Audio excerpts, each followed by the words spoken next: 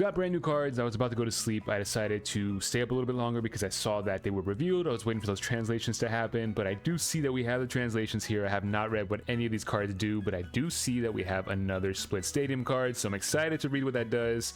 Let's go ahead and get into it. First, we gotta go through all the smaller stuff here that is probably not gonna be great, I would imagine. We got Cacnea here, 70 HP. He's got knockaway, 10 plus damage. Flip a coin, if heads, does 10 more. Very underwhelming. But we have the Cacturn here as well, 130 HP. It does 30 damage to one of your opponent's Pokemon, and then second attack here does 10 plus damage. This attack does 50 more damage for each of your opponent's Pokemon in play that has an ability. Interesting. Okay, so on the surface level for like a single prizer, that sounds like a pretty decent attack, but the fact you have to evolve up into it, I'm not sure how, you know, good it's gonna be. It seems like one of those cards you could just like slap into a deck if it was like a basic as a good like grass attacker into some other matchups and stuff like that. It still might be pretty decent. Honestly, seems like a very good card. I mean, it would destroy something like Zoroark, I feel like. The question is, do you want to, you know, have the space for the evolution and everything and have the time to set it up? So I guess with Force Vitality, it actually could be a good inclusion if you're running a deck like that. I didn't think about that, so that might be an option in some decks. We'll see. So we have the Wimpod here and the Mega Golisopod, which I forgot is actually a Mega. I completely forgot it's actually a Mega here, but we have the Wimpod here, 70 HP, so you can search it out with Buddy Poffin. Got the ability to Punk Out. If your opponent has any Pokemon EX in play, this Pokemon's retreat cost is 0, so nothing crazy there.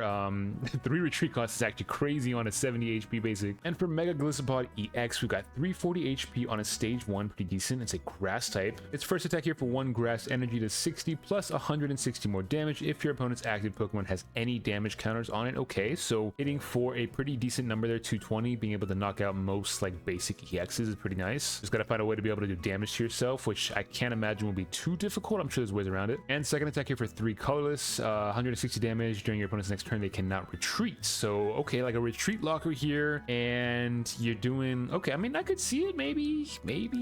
Got the fire type weakness, which isn't necessarily great, but it is pretty like bulky overall, so it can survive some hits. I mean, the good thing about all these like grass type cards, like I always just think of these cards as like potential inclusion in some of these teal mass decks that already exist. You got stuff like Hydrapple, right? Like, question is, do you want to create space to fit something like this in? I would say probably not, but I think this card could potentially have potential. Who knows? Retreat locking is always pretty strong, but when you're a 3 prizer, the question is, like, do you want to actually be doing that with the 3 prizer here? Like, I don't know. But let's keep on scrolling here. We got Wishy Washy, the EX Pokemon here, 260 HP with the ability Ocean Gain. You may use this ability once during your turn. If this Pokemon's in the active spot, heal 50 damage from this Pokemon, and second attack does 220. Okay, so nothing crazy at all there. Like, really not that much crazy. Okay, and we've got some trainer cards here. We have our supporter here, Arun. I'm not sure if I'm saying that correctly. I don't even know what game this guy's from. Search your deck for up to 3 supporter or stadium cards in any combination. Reveal them and put them into your hand, then shuffle your deck. I don't know how great that is, to be honest. Like, if it were to be good in any format, it would be now when there's not a whole lot of hand disruption, but I don't know if for your supporter you want to grab 3 supporters or stadium cards. I mean, I guess it kind of depends here, because we do have these like split stadiums, right? So I mean, it could honestly be something that could be used to find those stadium pieces. Like, I know previously a lot of people, when that first split stadium was revealed, were kind of like, how are we going to find the pieces?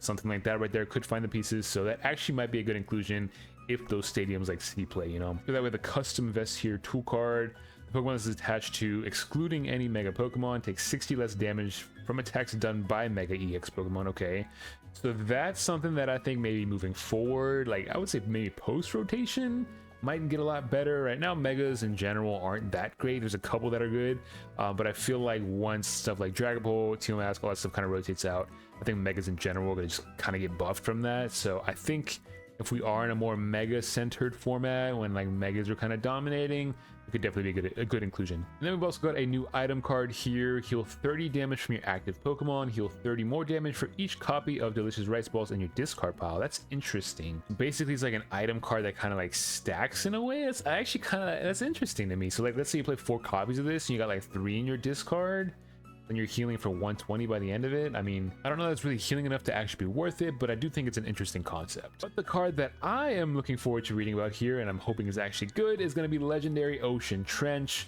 So again, very sick artwork. That's what a lot of people said about the first one. I said it myself too. That one was kind of like based on the sky. This one's kind of based on the waves, maybe hinting towards a Gen 10 game, who knows?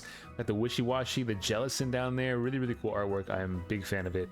What does it do though is the question. When a Pokemon in play is healed, both yours or your opponent's, double the amount of HP healed. Okay, so this goes back to the item card here. So this is interesting here. Like, okay, I keep using that word, but like, I'm trying to wrap my brain around this. This might be actually kind of crazy because there's actually a lot of good healing cards and effects I feel like in the game right now. So like you got to think about stuff like Hydrapple, for example. You're able to heal 30 damage from like attaching an energy. Now you're able to heal 60 damage. And then we go back to this card right here. Instead of healing 30, we're healing 60, and then we're doing more based on how many go in the discard pile, and then we're doubling that with the stadium card. And so this is what I'm kind of excited about, and that's why like when we got those first set of cards like recently revealed with like the Mega Rayquaza and all that kind of stuff, like I think we just got to be patient with it and kind of see what else comes out, because I'm hoping that a lot of these cards just kind of synergize with each other and make more sense together, you know?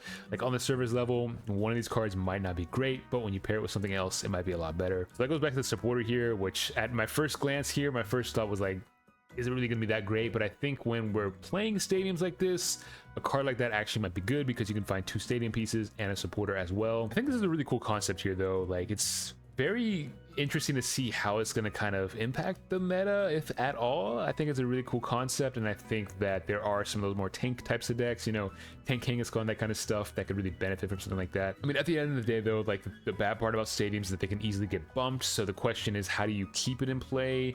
Hopefully there's some kind of Pokemon or something that releases that kind of prevents your opponent from bumping a stadium. I think that'd be really cool to see, just to kind of give more of a buff to this type of stadium where it's like split and you need 2 pieces to find it. But still, very sick design. I'm a big fan of this artwork here, man. It looks really nice, and all these cards do seem pretty interesting, with the exception of like Wishy-Washy. And honestly, probably Golisopod's probably not going to be great first impressions. I could be wrong, but who knows. But let me know what you guys think about this stadium concept here. I do think that this one here has some more potential than the other one. I think with a stadium like this, I think that it can have more of an impact on the game kind of long term. The other one's like, it's cool, you know, but like I feel like both sides are playing colorless Pokemon, so it's like, are you really kind of benefiting from it if your opponent's also benefiting from it? Like with this, I feel like there's a lot of decks that don't heal, but I feel like if your deck is centered around healing, it's a really big buff for that specifically. These are just my initial thoughts at 1 in the morning here, so let me know what you guys think in the comments, and yeah, catch you guys in the next one.